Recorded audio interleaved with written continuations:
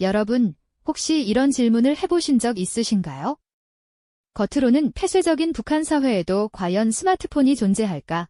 아마 많은 분들이 고개를 갸웃하실지도 모르겠습니다. 하지만 놀랍게도 우리가 상상하는 것보다 훨씬 더 많은 북한 주민들이 일상 속에서 스마트폰을 사용하고 있다는 사실 알고 계셨나요? 겉으로는 외부와 단절된 것처럼 보이는 그곳에서도 디지털 기술이 스며들어 예상치 못한 방식으로 삶을 변화시키고 있다는 점이 참 흥미롭지 않으신가요? 오늘 우리는 바로 이 미스터리하고도 은밀한 북한의 스마트폰 이야기를 깊이 들여다볼 예정입니다. 스마트폰이라는 작은 기기가 어떻게 북한 사회의 깊숙한 곳까지 파고들어 우리가 알지 못했던 변화의 물결을 만들어내고 있는지 함께 탐험해 보시죠. 이 이야기는 단순한 호기심을 넘어 정보와 기술이 가진 힘이 얼마나 강력한지, 그리고 그것이 인간의 삶에 어떤 영향을 미칠 수 있는지에 대한 중요한 통찰을 제공할 테니까요. 그럼 먼저 북한 스마트폰의 실체와 그 확산 배경부터 차근차근 살펴보겠습니다. 북한의 스마트폰이 처음 등장한 것은 2000년대 후반으로 거슬러 올라갑니다. 당시에는 아주 소수의 고위층이나 특권층만이 제한적으로 이용할 수 있는 일종의 사치품이었죠. 하지만 시간이 흐르면서 보급률은 점차 늘어났고 이제는 추정치로만 봐도 상당수의 주민들이 스마트폰을 손에 쥐고 있다고 합니다.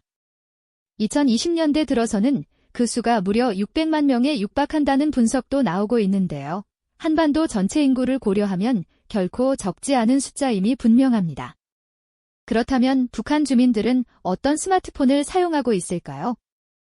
우리에게 익숙한 삼성이나 애플 같은 글로벌 브랜드는 아니지만 아리랑, 평양, 진달래와 같은 자체 상표를 단 모델들이 주를 이룹니다. 이 스마트폰들은 겉모습만 보면 우리가 쓰는 기기와 크게 다르지 않습니다. 터치스크린과 카메라, 다양한 앱들을 갖추고 있죠. 하지만 중요한 차이점은 바로 이 모든 기능이 내부망을 중심으로 작동한다는 점입니다. 외부 인터넷 접속은 엄격히 차단되어 있고 오직 북한 내에서만 통용되는 인트라넷, 즉 광명망에만 연결될 수 있도록 설계되어 있습니다. 그럼에도 불구하고 스마트폰은 북한 주민들의 삶에 빠르게 스며들었습니다. 처음에는 단순한 통화 수단이었을지 모르지만 곧 문자 메시지를 주고받고 내부망을 통해 승인된 뉴스나 드라마, 영화 같은 콘텐츠를 소비하며 심지어는 간단한 교육용 앱이나 게임을 즐기는 데까지 활용되기 시작했죠. 특히 가족이나 친구들과의 소통은 물론 점차 사회생활에서도 필수적인 도구로 자리매김하게 됩니다. 현대사회에서 스마트폰이 갖는 의미를 북한 주민들도 똑같이 느끼고 있는 셈입니다. 스마트폰이 이렇게 빠르게 확산될 수 있었던 배경에는 여러 요인이 있습니다. 무엇보다 제한적이나마 정보를 얻고 소통하려는 인간의 기본적인 욕구가 크게 작용했을 겁니다. 외부 정보는 차단되어 있지만 내부망을 통해 제공되는 정보라도 빠르게 접하고 싶어 하는 마음은 당연한 것이겠죠. 또한 폐쇄된 사회에서 개인 간의 연결망을 유지하고 확장하려는 필요성도 무시할 수 없습니다. 멀리 떨어진 가족에게 안부를 묻고 친구들과 소식을 나누는데 스마트폰만큼 편리하고 효율적인 도구는 없으니까요. 이러한 스마트폰의 등장은 북한 사회에 미묘하면서도 강력한 변화의 씨앗을 뿌리고 있습니다. 단순히 개인의 편리함을 넘어 보이지 않는 곳에서 사회 전반에 걸쳐 예상치 못한 영향을 미치기 시작한 것이죠. 특히 경제적인 측면에서 스마트폰은 북한 내부의 비공식 시장 경제에 새로운 활력을 불어넣는 촉매제가 되고 있습니다. 계획경제의 틀을 벗어나려는 주민들의 움직임에 스마트폰이 날개를 달아주고 있는 셈인데요. 이는 보이지 않는 시장의 활성화로 이어지고 있습니다. 예를 들어 스마트폰은 정보 교환의 중심이 되면서 시장의 효율성을 높이는 데 크게 기여합니다. 상인들은 실시간으로 물품의 가격 정보나 재고 현황을 파악하고 필요한 물건을 빠르게 조달하며 심지어는 모바일 메신저를 통해 거래를 조율하기도 합니다. 이는 과거 직접 발품을 팔아야 했던 번거로움을 줄여주고 더 많은 거래를 가능하게 만들죠. 아직은 비공식적인 영역이지만 스마트폰을 통한 송금이나 소액 결제도 암암리에 이루어지고 있다는 이야기도 들려옵니다.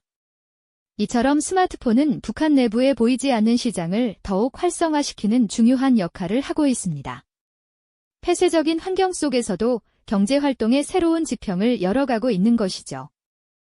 이처럼 스마트폰은 북한 주민들의 일상에 깊숙이 파고들어 단순히 소통의 도구를 넘어 사회와 경제의 풍경을 조금씩 바꾸어 나가고 있습니다. 다음 시간에는 이 스마트폰이 북한 사회와 문화에 어떤 변화를 가져오고 있는지, 그리고 북한 정권은 이러한 변화를 어떻게 통제하고 감시하려 하는지에 대해 더 자세히 알아보는 시간을 갖겠습니다. 네, 지난 시간 스마트폰이 북한에 보이지 않는 시장을 어떻게 활성화시키고 있는지 살펴보셨죠. 이제는 그 시선을 조금 더 넓혀 이 작은 기기가 북한 주민들의 일상과 사회, 그리고 문화에 어떤 물결을 일으키고 있는지 함께 들여다볼 차례입니다. 겉으로는 철저히 통제되는 사회 같지만 그 안에서도 스마트폰은 제한적이나마 새로운 경험과 변화를 가져오고 있거든요. 가장 먼저 눈에 띄는 건 역시 소통 방식의 변화일 겁니다. 예전에는 멀리 떨어져 사는 가족이나 친구와 연락하는 것이 여간 어려운 일이 아니었죠. 하지만 이제는 스마트폰 내부망을 통해 메시지를 주고받거나 심지어 영상통화까지 가능해지면서 심리적 거리가 훨씬 가까워졌습니다. 명절 때 고향에 가지 못해도 영상으로 안부를 전하고 자식들의 얼굴을 보며 이야기 나눌 수 있다는 건 상상 이상의 큰 위안과 행복을 가져다주는 일이죠. 비록 외부와 연결되지는 못하지만 내부에서만큼은 관계의 폭과 깊이를 확장시키는 중요한 도구가 된 것입니다. 문화적인 소비 행태도 달라지고 있습니다. 북한 스마트폰은 인터넷 대신 자체 내부망인 광명망에 연결되는데요. 이 광명망 안에는 다양한 앱들이 존재합니다. 예를 들어 자체 개발된 게임 앱으로 여가 시간을 보내거나 전자책 앱을 통해 학습 자료나 소설을 읽는 주민들도 많다고 합니다. 또한 북한 당국이 허용한 영화나 드라마, 음악 파일 등을 스마트폰에 담아 개인적으로 시청하는 경우도 흔하죠. 물론 모든 콘텐츠는 철저한 검열을 거친 것이지만 그럼에도 불구하고 이전에는 상상하기 어려웠던 개인적인 문화생활을 누릴 수 있게 된 셈입니다. 마치 커다란 정보의 바다 대신 엄선된 연못에서나마 새로운 즐거움을 찾아가는 것과 같다고 할까요?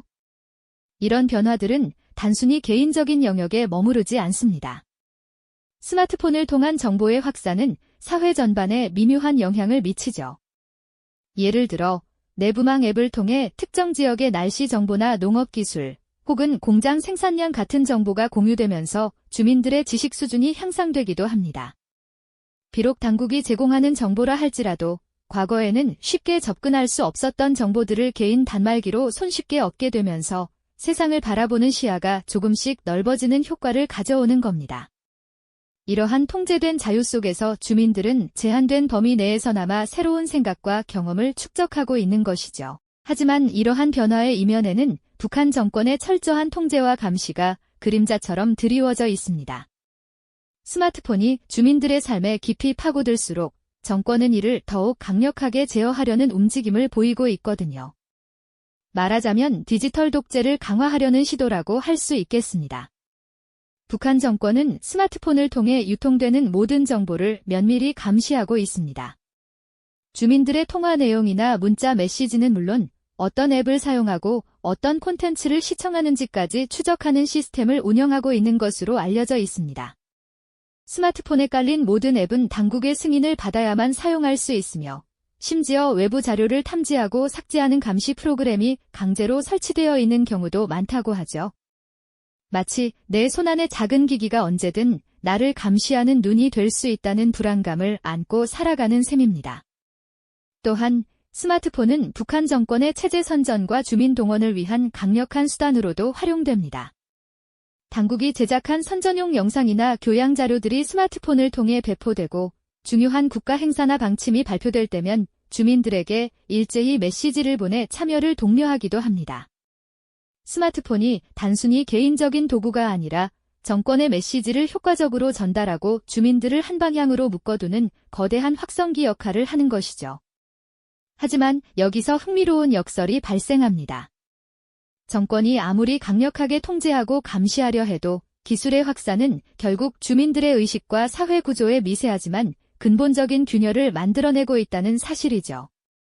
스마트폰을 통해 제한적이나마 새로운 정보와 문화를 접하게 된 주민들은 자신도 모르게 외부 세계에 대한 호기심을 키우고 기존의 사고방식에 질문을 던지게 됩니다. 몰래 국경을 넘어 유입되는 외부 영상이나 소식을 접하게 될 때면 당국의 선전과는 다른 현실을 마주하며 혼란과 함께 새로운 시각을 갖게 되는 것이죠. 이러한 현상은 마치 굳건해 보이는 거대한 벽에도 작은 틈새가 생겨 빛이 스며드는 것과 같다고 비유할 수 있습니다. 북한 정권은 스마트폰을 통제와 감시의 도구로 사용하려 하지만 아이러니컬하게도 스마트폰은 주민들의 의식 변화를 촉진하는 양날의 검이 되고 있는 셈입니다. 기술의 힘이 폐쇄적인 사회 안에서 예상치 못한 방식으로 작동하며 권력과 개인 간의 숨막히는 줄다리기를 계속하고 있는 것이죠. 과연 이 줄다리기의 끝은 어디로 향할까요? 이렇듯 첨예한 줄다리기 속에서 북한 정권은 스마트폰이 단순한 통신기기를 넘어 체제 유지에 중대한 위협이 될 수 있음을 간파했죠. 그래서 그들은 이 작은 기기를 통제와 감시의 가장 강력한 도구로 활용하고자 했습니다. 마치 거대한 거미줄을 치듯 주민들의 디지털 생활 전반에 걸쳐 촘촘한 감시망을 들이운 것이죠. 이른바 디지털 독재라는 이름으로 불릴 만한 엄격한 통제 시스템을 구축하기 시작한 겁니다. 가장 대표적인 감시 방식 중 하나는 바로 감청입니다. 주민들이 스마트폰으로 나누는 대화나 메시지 내용은 언제든 정권의 감시 대상이 될 수 있습니다. 이는 마치 모든 대화가 투명한 유리벽 너머로 이루어지는 것과 같아서 개인의 사적인 영역이 사실상 존재하지 않는다고 봐도 무방할 정도죠. 또한 스마트폰에 설치되는 모든 앱은 국가의 엄격한 승인 절차를 거쳐야만 합니다. 외부 정보 유입을 원천 봉쇄하고 오직 정권이 허락한 정보와 서비스만을 이용하도록 강제하는 것입니다. 마치 미리 정해진 길만을 걸어야 하는 미로와 같다고 할까요? 이러한 앱 검열은 단순한 차단을 넘어 스마트폰 자체를 체제 선전의 도구로 탈바꿈시키는 데 활용됩니다. 모든 주민의 스마트폰에는 필수적으로 감시 앱이나 검열 프로그램이 설치되어 있다고 알려져 있습니다. 이 앱들은 주민들의 통화 기록, 문자 메시지, 심지어는 어떤 콘텐츠를 보는지까지 실시간으로 감시할 수 있는 기능을 가지고 있습니다. 마치 그림자처럼 스마트폰 사용자의 모든 움직임을 따라다니는 셈이죠. 동시에 정권은 스마트폰을 통해 체제 선전물을 배포하고 주민들을 동원하는 수단으로도 적극적으로 활용하고 있습니다. 중요한 국가 행사나 이념 교육 자료를 스마트폰으로 전달하며 주민들의 사상을 통제하고 결속력을 다지려는 시도를 멈추지 않는 겁니다. 하지만 과연 이러한 디지털 독재가 완벽하게 작동할 수 있을까요? 역설적이게도 정권의 강력한 통제 속에서도 스마트폰은 주민들의 의식 변화를 촉진하는 예상치 못한 역할을 하고 있습니다. 아무리 굳건한 벽이라도 작은 틈새가 생기기 마련이듯 북한 정권의 통제에도 불구하고 기술의 확산은 결국 주민들의 의식과 사회 구조에 미세하지만 근본적인 균열을 만들어내고 있는 것이죠. 마치 거대한 댐에 아주 작은 실금이 가기 시작하면 언젠가는 그 실금이 점점 커져 댐 전체에 영향을 미치게 되는 것과 비슷하다고 볼 수 있습니다. 정권은 스마트폰을 통제와 감시, 그리고 선전의 도구로 활용하려 하지만 아이러니컬하게도 스마트폰은 주민들에게 제한적이나마 외부 세계에 대한 호기심을 자극하고 정보를 갈구하는 인간 본연의 욕구를 일깨우고 있습니다. 내부망 안에서만 허용된 콘텐츠라 할지라도 그 안에서 새로운 기술과 미디어에 익숙해지는 경험 자체가 의식의 변화를 가져오는 불씨가 되는 것이죠. 갇힌 공간 안에서 작은 창문이라도 발견하게 되면 사람들은 자연스럽게 그 창문 너머의 세상을 상상하고 궁금해하게 되니까요. 이러한 상황은 북한의 스마트폰이 단순히 통제와 감시의 도구가 아니라 동시에 북한 사회 내부의 변화를 촉발하는 양날의 검이라는 통찰을 더욱 분명하게 보여줍니다. 정권은 통제를 강화할수록 주민들의 정보 접근 욕구는 더욱 커져만 가고 이는 마치 스프링을 누르면 누를수록 더 강하게 튀어오르려는 성질과도 같습니다. 기술이 가져오는 변화의 물결은 아무리 막으려 해도 완전히 막을 수 없는 강력한 힘을 가지고 있는 것이죠. 권력과 개인 간의 숨막히는 대결 속에서 스마트폰은 그 중심에서 미묘한 균형을 흔들고 있습니다. 이 복잡하고 아이러니한 현실은 북한 사회가 맞닥뜨린 가장 큰 도전이자 미래를 가늠할 수 있는 중요한 지표가 되고 있습니다. 과연 이 디지털 시대의 줄다리기는 어떤 방향으로 나아가게 될까요? 우리는 이 미지의 미래를 함께 지켜봐야 할 것입니다. 이러한 줄다리기 속에서 북한 정권은 스마트폰을 단순히 주민들의 손에 쥐어주는 것을 넘어 이를 체제 유지와 통제를 위한 강력한 도구로 적극 활용하려는 모습을 보이고 있습니다. 스마트폰이 확산될수록 감시의 눈 또한 더욱 정교하고 집요하게 작동하는 것이죠. 모든 통화는 감청 대상이 될 수 있으며 주고받는 메시지들은 검열의 칼날을 피하기 어렵습니다. 심지어 스마트폰에 설치되는 모든 애플리케이션은 국가의 엄격한 승인을 거쳐야만 하니 마치 보이지 않는 디지털 감옥처럼 주민들의 일거수일투족이 감시망 안에 놓이는 셈입니다. 정권은 이러한 철저한 통제 시스템을 통해 스마트폰을 체제 선전의 확성기로도 이용합니다. 국가가 원하는 소식과 사상교육 콘텐츠를 대량으로 배포하고 주민들에게 체제 결속을 다지는 데 활용하는 것이죠. 예를 들어 김일성 주석이나 김정일 위원장의 교실을 학습할 수 있는 앱들이나 국가의 위대함을 찬양하는 영상 콘텐츠 등이 스마트폰을 통해 손쉽게 유포될 수 있습니다. 이는 주민들의 사상을 통일하고 외부 정보의 유입을 철저히 차단하려는 정권의 의도를 명확히 보여줍니다. 하지만 아이러니컬하게도 정권의 이러한 철저한 통제와 감시망 속에서도 스마트폰은 북한 사회의 미묘한 변화를 촉진하는 양날의 검으로 작용하고 있다는 사실, 여러분은 어떻게 생각하시나요? 아무리 닫힌 내부망 안의 콘텐츠라 할지라도 새로운 기술과 미디어를 접하며 주민들의 의식은 조금씩 깨어나고 있습니다. 마치 갇힌 방 안에서 작은 창문을 통해 바깥 세상을 엿보는 듯한 경험은 외부 정보에 대한 갈증과 호기심을 더욱 증폭시키게 되는 것이죠. 정권이 통제를 강화하면 할수록 그 반대편에서는 정보에 대한 욕구가 마치 강하게 눌린 스프링처럼 더 강하게 솟아오르려는 경향을 보입니다. 이것이 바로 북한 스마트폰이 보여주는 가장 복잡하고 흥미로운 지점일 텐데요. 겉으로는 완벽한 통제 아래 있는 듯 보이지만 그 속에서는 기술이 가져오는 변화의 물결이 끊임없이 체제에 미세한 균열을 내고 있는 것이죠. 권력과 개인 간의 숨막히는 줄다리기는 스마트폰이라는 디지털 도구를 통해 더욱 심화되고 있습니다. 스마트폰은 단순한 기기가 아니라 북한 사회의 미래를 가늠할 수 있는 매우 중요한 변수가 되고 있는 것입니다. 결국 북한의 스마트폰은 통제와 감시의 도구라는 한 가지 얼굴만 가진 것이 아닙니다. 동시에 북한 사회 내부의 변화를 촉발하는 강력한 불씨이자 주민들의 의식에 미세하지만 근본적인 균열을 만들어내는 양날의 검이라는 통찰을 우리에게 분명히 보여주고 있지요. 정권은 통제를 강화하며 체제를 유지하려 애쓰지만 기술의 확산은 결국 개인의 의식과 사회 구조에 예상치 못한 방식으로 영향을 미치고 있다는 점은 이제 부인할 수 없는 현실이 되었습니다.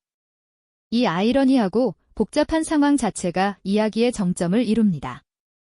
북한 주민들이 겪는 답답한 통제 속에서도 스마트폰을 통해 피어나는 작은 변화의 희망, 그리고 이 모든 것을 관통하는 기술의 양면성에 대한 깊은 성찰은 우리에게 많은 것을 생각하게 합니다. 과연 이 디지털 시대의 줄다리기는 어떤 방향으로 나아가게 될까요? 이 질문은 우리 모두가 함께 고민해봐야 할 숙제일 겁니다. 오늘 우리가 북한 스마트폰의 이야기를 나눈 것은 단순히 그들만의 특별한 사정을 들여다본 것이 아니랍니다.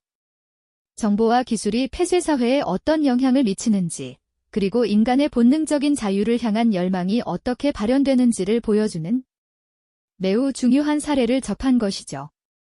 이는 우리가 살아가는 디지털 시대의 권력과 개인, 통제와 자유 사이에 근본적인 질문을 다시금 던져주는 계기가 될 것입니다. 북한의 스마트폰이 앞으로 그 사회를 어떤 방향으로 이끌어갈지, 그 미지의 미래에 대한 질문은 여전히 우리 앞에 남아 있습니다. 기술이 가져올 변화의 힘은 때로는 예상치 못하고, 때로는 그 누구도 막을 수 없는 강력한 흐름을 만들어내곤 하죠. 이 거대한 흐름 속에서 북한 사회는 과연 어떤 길을 걷게 될까요? 우리는 그 변화의 과정을 계속해서 주의 깊게 주목해야 할 것입니다. 이 영상이 도움이 되셨다면 좋아요와 구독 부탁드립니다. 여러분의 응원이 제게 큰 힘이 됩니다. 다음 영상에서도 더 유용한 정보를 공유하겠습니다. 감사합니다.